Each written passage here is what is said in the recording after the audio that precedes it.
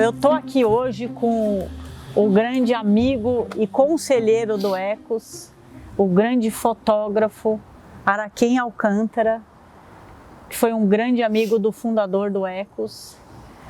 E eu queria conversar com você hoje sobre várias questões de biodiversidade, trazer um pouco da sua visão. Mas uma coisa que eu estava querendo ouvir um pouco de você é o seu vínculo com o Ecos. É o meu pai, é o Ernesto, começou lá atrás. Foi lá atrás. Em algum momento ele te chamou para fazer parte aí do conselho do Ecos e hoje você continua com uma força muito grande, porque as suas fotos, elas são a nossa comunicação. Eu diria que a cara do Ecos são as suas fotos. Então eu digo que conservar a biodiversidade, que é, né, a nossa missão, está muito bem documentadas, estão muito bem documentadas com as suas fotos. Então, se puder trazer aí um pouco, falei, vai ser um momento emoção aí do Ecos, trazer um pouco dessas, sei lá, algumas... O Ernesto San é uma pessoa muito importante na minha vida, porque eu acho que nós dois, um inspirava o outro. E o encontro com ele foi na antiga Geoclock, na Geoclock. Me chamaram, eu não sei quem, mas eu tinha que fazer um trabalho lá de fotos. E as últimas fotos deixaram para fotografar o presidente, que era o Ernesto. E quando eu cheguei, começamos ele falou, como é que você quer as fotos e tal. A conversa derivou para Brasil, derivou para, enquanto eu fotografava, eu falando que eu fazia livros e tal. Aí ele falou assim, puxa, você me fez lembrar um livro que eu comprei quando cheguei ao Brasil, que eu queria conhecer mais o Brasil e tal. Eu tinha que ir para Itacarambi e não sei o quê, alguma coisa assim. Daí ele, foi lá e pegou o livro, um ou dois, e um deles era o meu Terra Brasil, era o meu livro. Olha só. Daí ele falou assim, daí eu falei, esse livro é meu. Esse livro é o primeiro registro dos parques nacionais do Brasil. Daí ele falou, caramba, puxa, eu gosto desse livro, eu gosto muito desse livro. Daí daí fizemos as fotos, logo ele falou assim, e o que você vai fazer mais tarde? Acabamos no Lica. Jura? Já naquela época? Na primeira vez que nos vimos, que eu não sei ano, eu não sou bom de datas, mas a primeira vez que nos vimos, nós já estávamos ficando amigos num japonês, no Lica. Por isso o Ernesto San.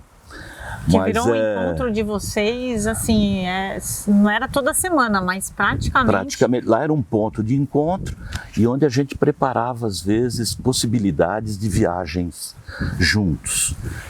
E aí, em 1990, isso eu sei a data, não, em 2001, eu ainda não tinha ganho o Jabuti, eu estava preparando a Amazônia.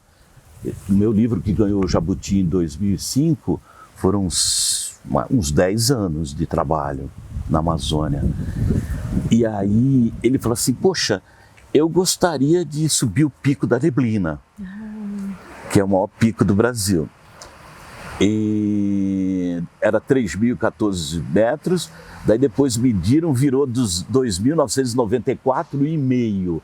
Poxa, deixa... Depois que vocês foram lá. Deixa 3.014, pô. Mas aí tudo bem. Aí eu preparei essa expedição, ele pagou tudo, ele bancou tudo, e nós fizemos essa expedição, a minha segunda ida ao pico. Quer dizer, só louco, né? Foi uma loucura. Só louco, sobe 2 vezes aquela dificuldade toda. Talvez seja a expedição mais inóspita do Brasil. Sim, eu lembro. No caminho nós íamos vendo gente desistindo, e gente atleta, sabe? Mas a questão do Pico da Neblina é o excesso de umidade, muita chuva. Você tem que montar o acampamento todo dia, 3 horas da tarde, que escurece muito. escurece muito rápido na mata. E ele quase sumiu ali, que ele caiu num buraco, Nossa né? Senhora, aquela também foi... Ali, essa história é interessante.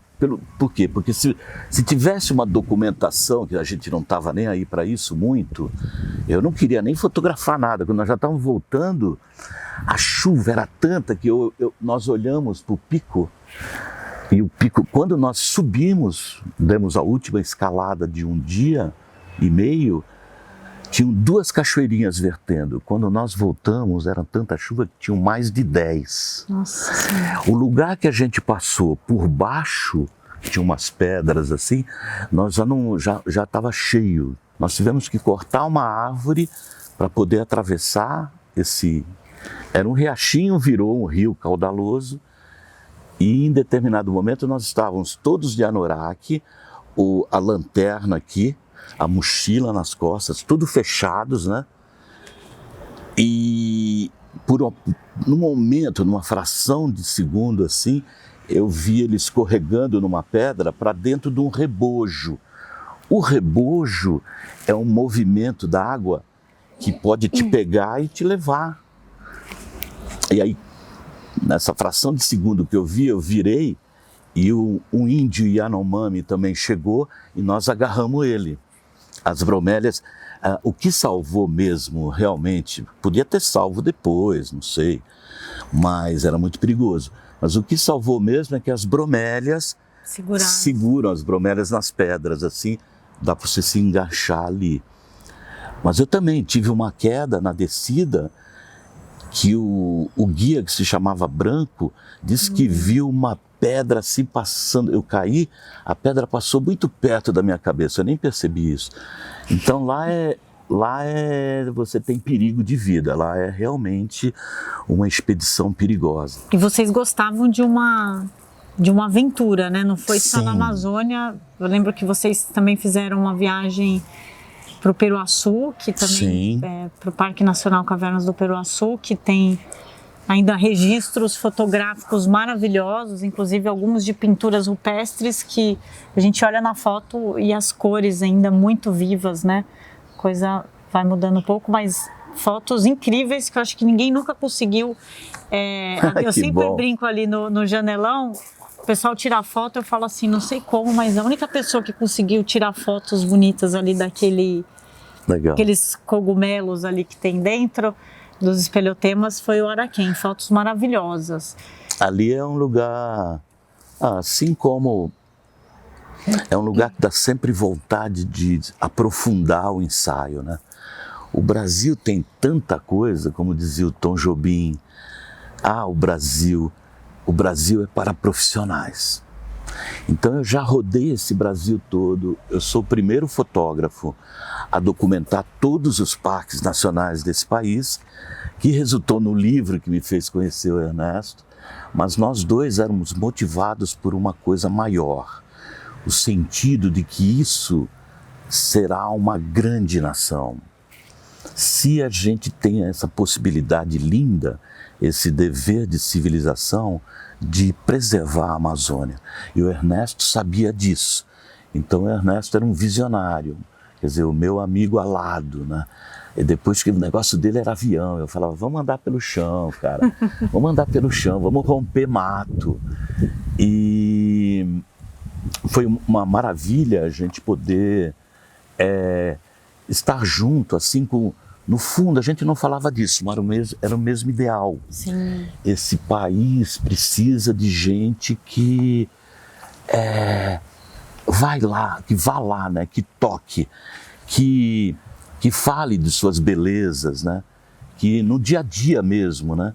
Que seja um guardião. E então, você é um guardião da fotografia, né? Você com as suas fotos, você...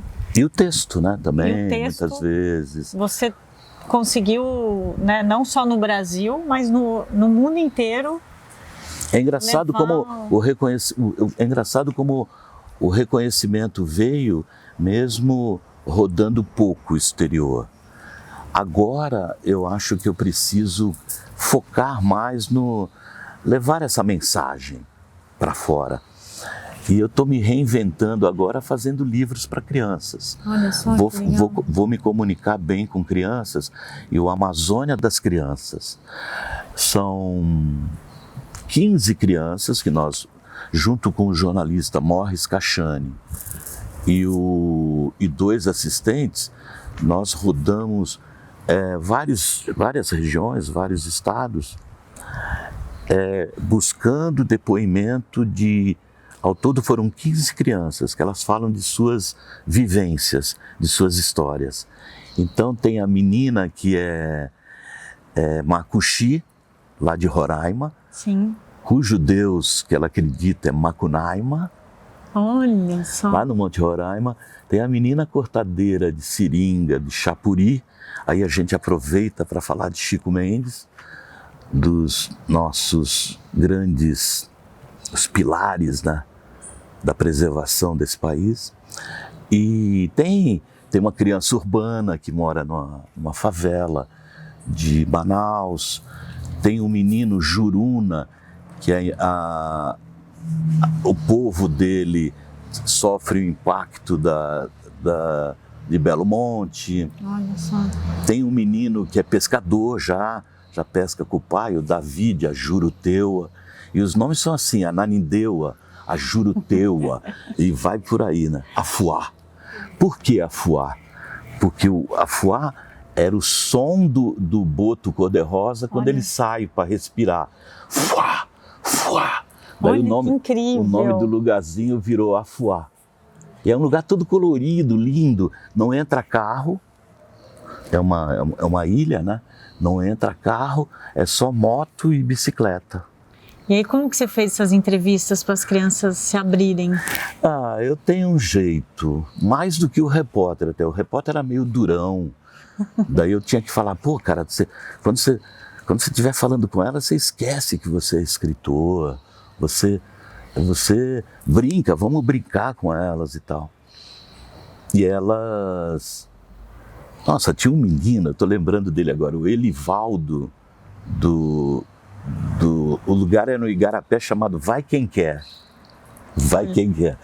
E ele, na canoa, ele era melhor do que um skatista. Ele fazia da canoa um skate. Ele andava por cima da canoa assim, não tinha medo da noite, pescava à noite. Aí quando ele soube que eu gostava de jaraqui, ele falou, eu vou pegar uns jaraquis para você. No dia seguinte que eu voltei lá, ele falou assim, minha mãe vai fazer fritinho. Eu já tinha esquecido. Daí eu falei, o quê? Olha, o jaraqui que você gosta. Olha só. Que bonitinho. Que experiência boa.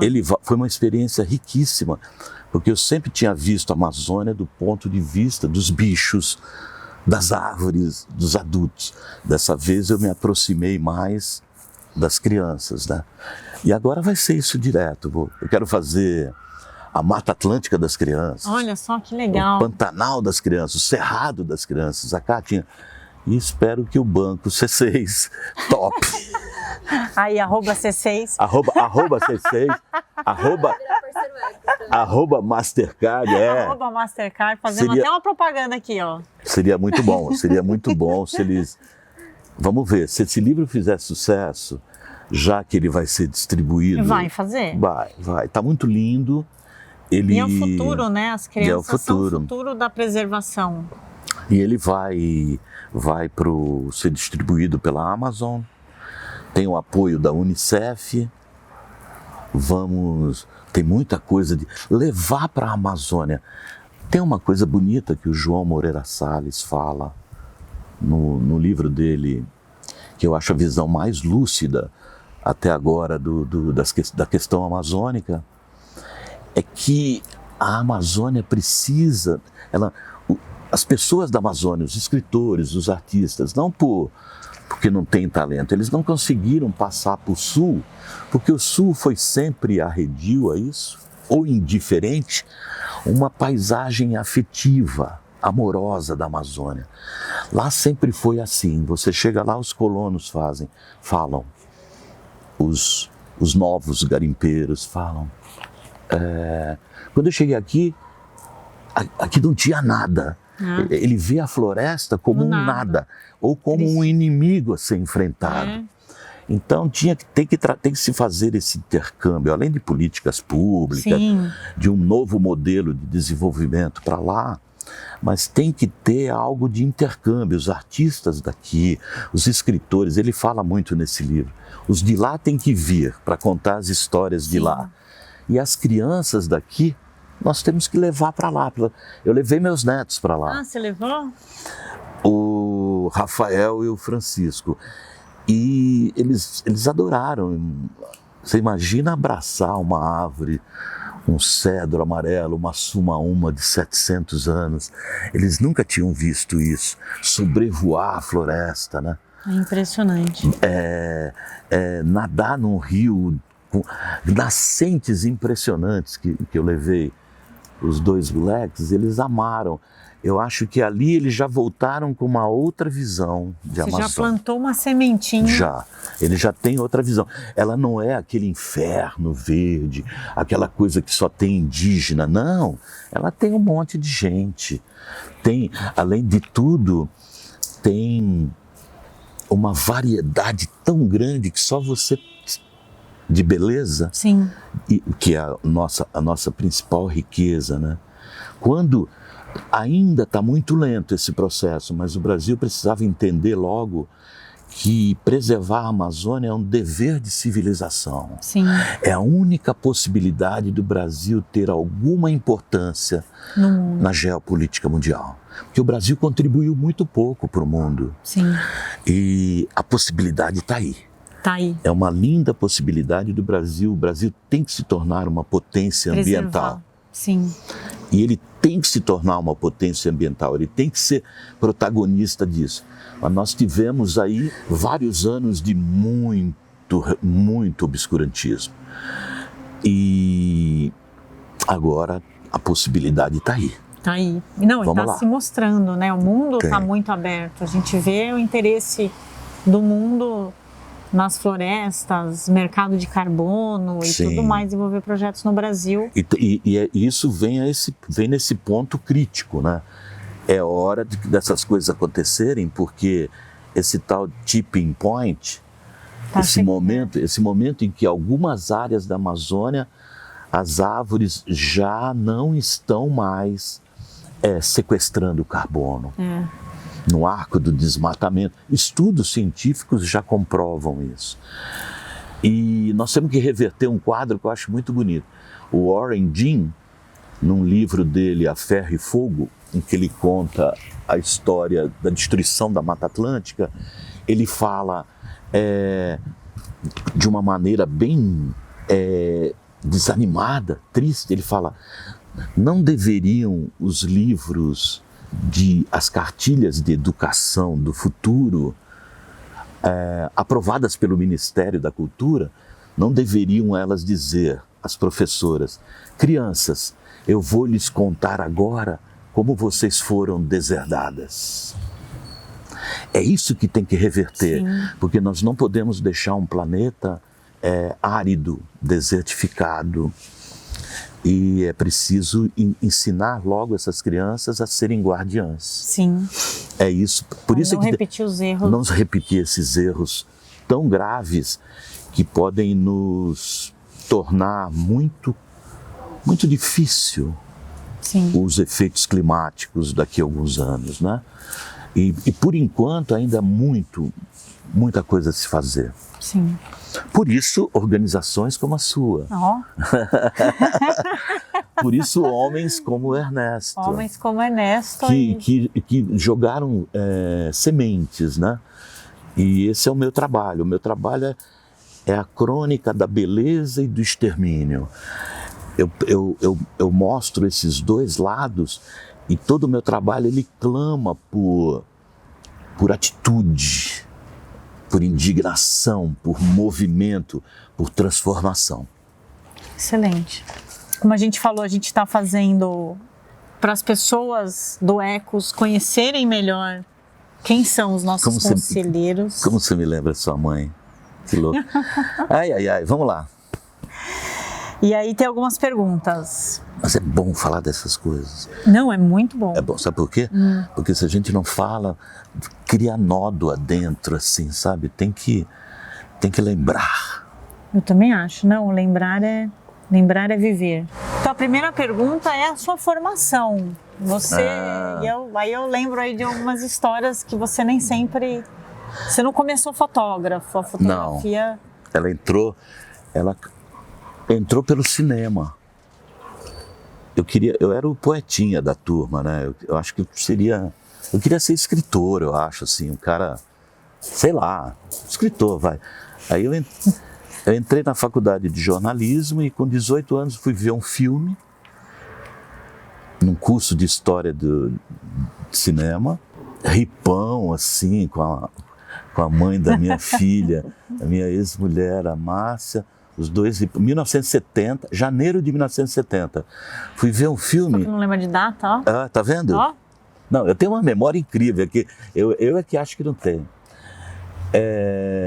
Para algumas coisas. Para algumas coisas. E aí, o filme chamava Ilha Nua, de um japonês chamado Kaneto Shindo. E eu fui aos poucos vendo aquela simplicidade, aqueles gestos. Era uma família que ia para uma família que estava tentando, se mudou para uma ilha, tentando torná-la fértil. Olha. Eles tinham que vir buscar água no continente, aquela lida diária, um filme sem diálogo. Era só música e sons. E eu fui ficando transido ali no escuro, né, diante de tanta beleza. E tinha uma festa depois. O filme era a Sessão Maldita da Meia-Noite. Era uma sessão que começava à meia-noite desse curso de História do Cinema. E já tinha visto um monte de filme e tal. Esse cara eu não conhecia, Kaneto Shindo. Foi decisivo. E daí a Márcia falou assim, o pessoal, vai ter uma festa na casa de não sei quem e tal. Eu falei, não, cara, preciso pensar, eu preciso sair. Daí eu fui pra praia. Eu tinha 18 anos. Depois dessa sessão? Eu fui pra praia, tirei o tênis e tal, a meia, arregacei a calça boca de sino, né? Anos 70 e tal, né? Eu tinha um cabelo lá, Jimi Hendrix. Aí eu tô andando pela beirinha, aí veio uma coisa que sempre me acompanha ultimamente. Ultimamente não, ao longo. São pequenos insights, ou pequenas epifanias. Essa foi grande, né? Alguma coisa disse assim, cara, aí já é a minha versão dessa voz. Cara, bem que você poderia dizer as coisas desse modo, hein? Que nem o Kaneto Shindo, hein? Daí eu falei, daí já chutei mais a água, né? Já dei uns chutes na água. No dia seguinte, eu era fotógrafo. Olha só. Pedi emprestado uma máquina da Marinilda Dias da Silva, que eu não vou esquecer nunca o nome dela, porque ela é a única que tinha uma máquina que eu lembrava, mas era uma máquina repressora. Era uma Yashica Eletro 35 e eu falei, poxa, como é que eu vou começar, né, com aquilo na mão? Daí ela me disse, você faz assim, assim. Só que eu fui, como os meus colegas, nós íamos muito para a putaria do cais, para a zona de prostituição do cais. Chamava Boca de Santos, onde iam os marítimos. Olha só a relação. Era mais ou menos alguma coisa tipo Joseph Conrad, aquele clima do cais, do porto, das prostitutas. Ó. E aí, só que a máquina, quando não tinha luz, acendia uma luzinha vermelha. Eu ficava, eu quero bater, mas não dava, porque ela só batia quando tinha luz. E aí eu fiquei a noite inteira, né? Eu tinha que procurar a luz para fazer a foto. Não tinha sentido, né? Daí quando foi de madrugada, estava com as primeiras luzinhas do dia, eu vi uma prostituta num ponto de ônibus da Companhia Municipal de Transportes Coletivos, CMTC, amarelo e preto, e tinha no fundo como é que chama? Um grafite, que dava toda a composição, né? Aí eu falei, nossa, agora vai ter. Daí eu fiz uma foto no chão, assim, tum, tum, tum, aí ela bateu. Daí apareceu aquela bendita luz verde, né? Tutum. Olha o que eu comecei com uma câmera e era o início da ditadura, quer dizer, tudo relacionado, né? Ato institucional número 5 e tal. Nossa. E aí eu cheguei como todo fotógrafo iniciante diante de uma pessoa, com aquela cara de otário, né? Aquela cara de pedinte, chegando assim para a pessoa. Eu fui atravessando e aquela travessia parecia de quilômetros para chegar perto dela, com aquela cara de você. Quando ela me viu, ela falou assim, ela arfou o peito e falou: você quer me fotografar? Eu quase virei uma água, assim. Você quer me fotografar? Fotografe aqui então, seu filho da puta. Aí Levantou e pôs a mão no sexo. Aí eu, clique. Daí eu saí pulando. Falei, eu tenho uma foto de um sexo feminino. Mas eu tô brincando, mas eu tenho uma foto porque eu tinha uma composição. Olha só, não é ela só. Não, era as pessoas E aí você entendeu a fotografia, né? Comecei bem. Eu logo comecei a sacar que o segundo plano às vezes é mais importante do que o primeiro. 9 anos depois eu fui para a Amazônia, já tinha o sentimento de fotografar a natureza. E quando eu fui para a Amazônia, 9 anos depois, eu fiz a minha primeira onça.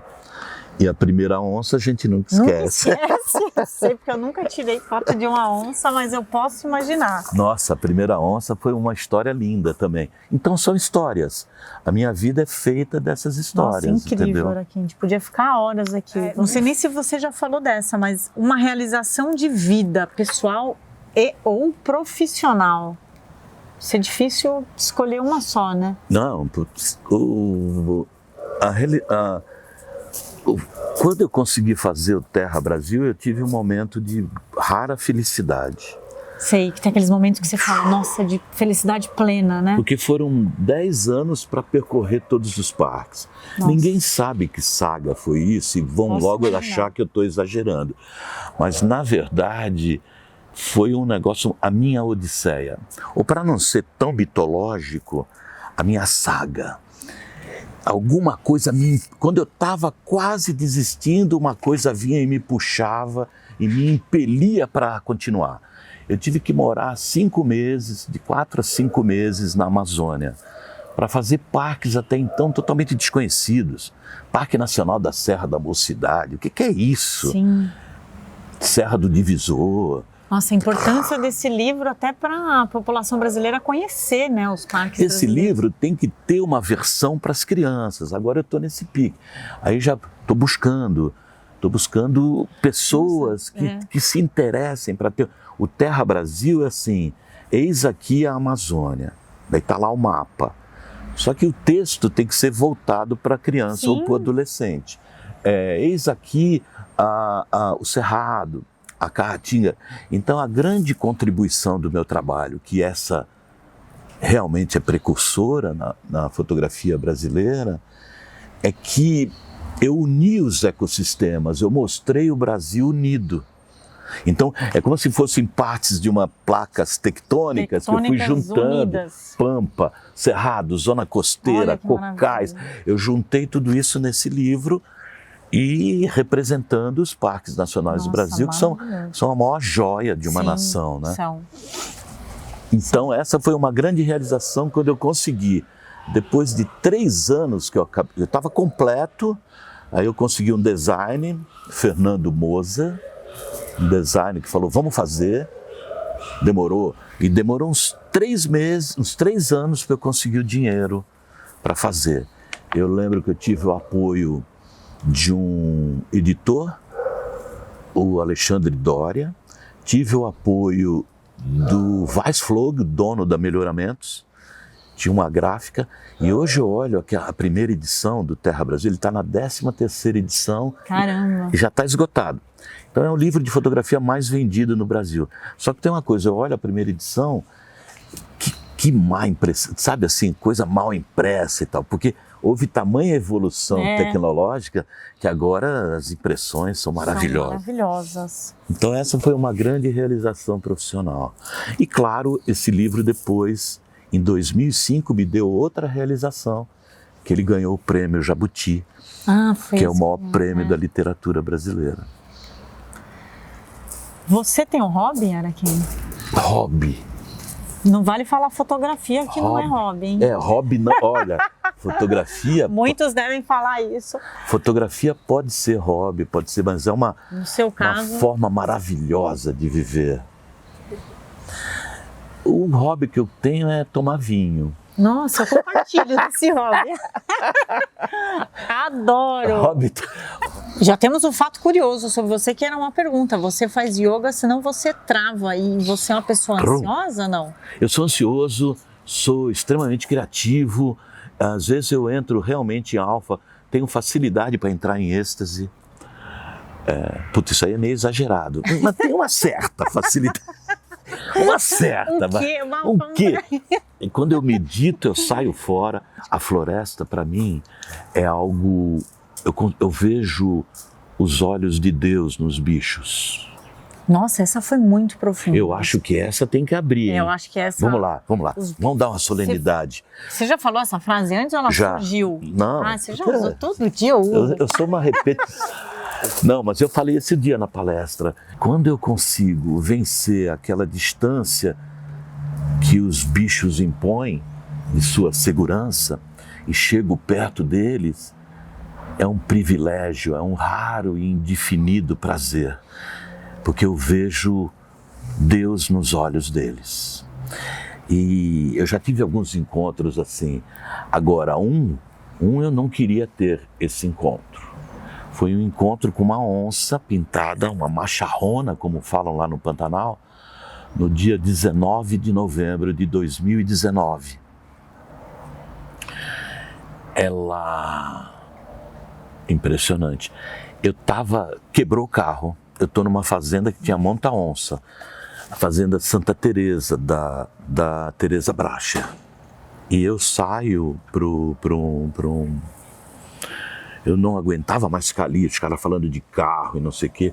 Daí eu vi uns jacus lá longe, já tinham me avisado que tinha muita onça, porque lá tem montanhas e um lago, a Lagoa de Chaquarera. Ela desce, vai beber água, ninguém mata elas, é proibido, ela come um novilho, o cara só tem que fazer a foto do novilho, ela arrasta o novilho, cobre.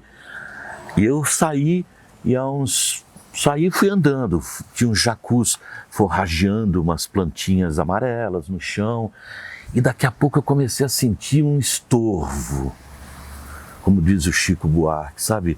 Alguma coisa começou a me incomodar. Daí eu vi os passarinhos saindo fora, os jacus subindo as árvores. Daí eu falei, epa! Daí daqui a pouco eu passo a não me sentir sozinho, tudo numa fração de segundo. E quando eu olho, ela está lá dentro de um capão de mato, com água ainda no chão.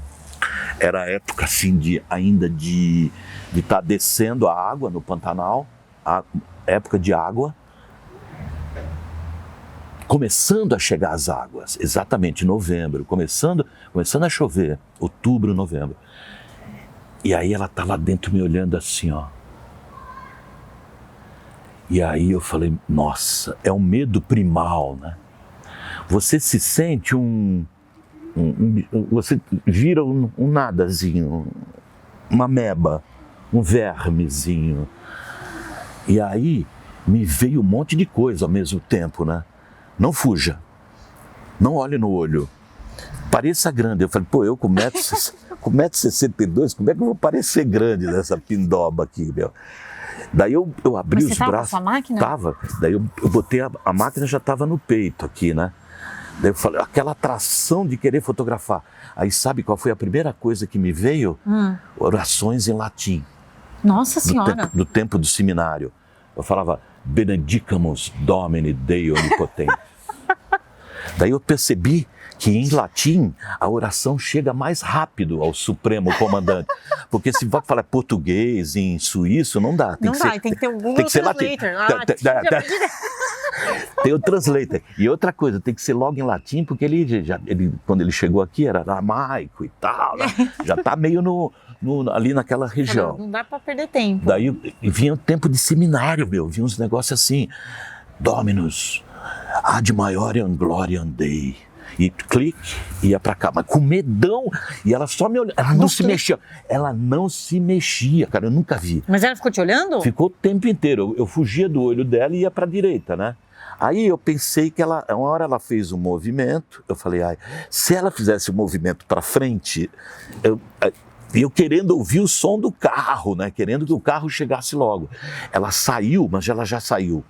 Quando uma onça abaixa a orelha, levanta a corcova, ela está numa posição de defesa ou ataque. Eu senti que mas ela é traiçoeira, então ela foi para lá, eu tenho tudo isso registrado. Ia, mas com o maior medão, eu não podia fugir, não dá para correr. Não pode sair correndo. Porque correr, você vira presa. Ai. Virar de costas. Aí, eu percebi, meu Deus do céu, como eu sou ignorante, né? Como eu sou burro, porque eu vim sozinho, um lugar tá cheio de onça, e eu saí sozinho. Eu pensei que ela ia embora quando ela saiu. Eu tenho essa foto, ela sai me olhando assim, depois ela vira para lá, corcova levantada, molhada, que ela estava molhada. Mas umas patas, ela em 5, 6 segundos tirava o meu pescoço. Daí ela foi para lá e daí eu apressei o passo. Só que ela também apressou lá por trás e me apareceu na diagonal novamente do outro lado do capão. Aí eu fiz um fotão, que eu chamo de fotanga.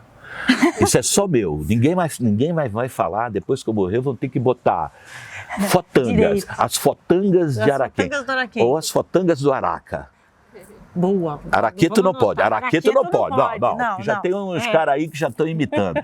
Então, as fotangas do Araca é o seguinte, aquilo, ela me olhando assim, mas assim, tinha um certo menosprezo. Não, a palavra não é melhor, uma sutil superioridade. Seu babaca, seu fedelhozinho, Mas te rendeu uma bela foto. Vendi a preço de ouro para dona da fazenda. Olha só. Tereza Bracha. Preço de ouro não, valor real, em real.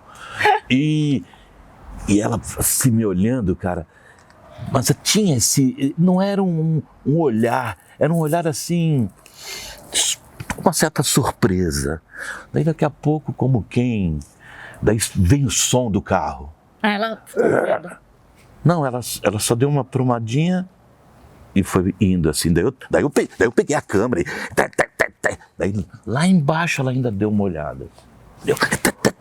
Pô, mas que sorte é da onça, hein? De ter tido essa oportunidade. Não, ela deve ter chegado lá, quer ver o que é megalomania? Ela deve ter chegado lá e reuniu todo mundo. Cara... Deu um susto num cara aí, ó. Cara, eu dei um puta susto, mas o cara era o Araquém, Alcântara. Ele gosta de tirar foto dos animais. Ele gosta da gente, por isso que eu não comi ele. Olha só, que história bonita. Ali foi uma sorte. E a primeira onça, vale a pena contar, a primeira onça eu escutei no Hotel Tropical de Manaus, em 1979. Eu fui para a Amazônia de freelancer, para Manaus, fazer uma revenda de pneus. A inauguração de uma revenda de pneus. Mas eu queria mais era enveredar por lá, mas eu estava trabalhando. E lá pelas tantas, eu estou tomando uma caipirinha com o Francisco Leles, o repórter, e ouço um cara falar assim, aquela onça continua aparecendo lá? Aí você falou. Aí o meu Kundalini fez assim, pum. Bora. Bora, subi, o Kundalini, pum. E eu falei, Chico, eu preciso falar com esse cara, eu vou lá. Pô, então a gente se encontra depois, amanhã às 7 horas, hein? Amanhã às 7 horas da manhã vamos ter que fazer os diretores da Goodyear chegando no aeroporto. Falei, legal. Daí fui lá, o cara falou assim, pô, é lá no Igarapé de Guedes, Manacapurana e Xiborema. Falei, calma. Eu mais trêmulo do que o cara. Pô, a onça está aparecendo lá. Olha o chamado. Chamado, gente. Daí o cara falou assim, amanhã é minha folga.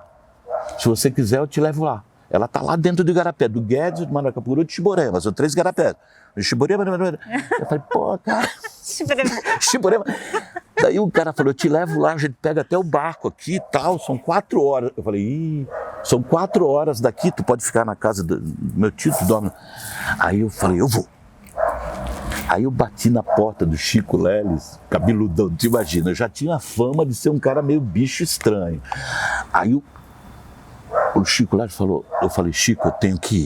Ele falou, cara, eu tô te contratando, eu sou gerente de imprensa da Goodyear, eu tô te contratando para você vir para cá para fazer a revenda.